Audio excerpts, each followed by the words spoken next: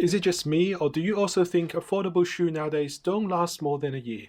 Are your favorite shoe looking worn out, damaged, or in need of some TLC? Well, you've come out to the right place. I've researched and found you don't have to be a professional shoemaker and craftsman to repair shoes. In fact, I extended the life of my shoe with minimum cost and tools in my own garage. In this series of shoe repair videos, I'll show you how I bring my footwear back to life so I refuse to pay for them again and again. Sports shoes and school shoes are built for comfort and performance. They're not built for durability, especially if these shoes are made for children. The little ones are so energetic.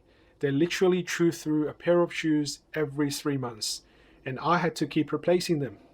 That's why in the first video of this series, I'll guide you step by step through repairing worn out heels and shoe soles, and show you how I bring this pair of footwear back to life.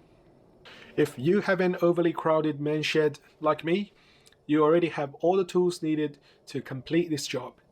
In addition, I suggest you purchase 2 types of glues, a pot of contact cement and a slow set industrial glue such as E6000 or shoe glue. Without further ado, let's rescue some worn out shoe heels.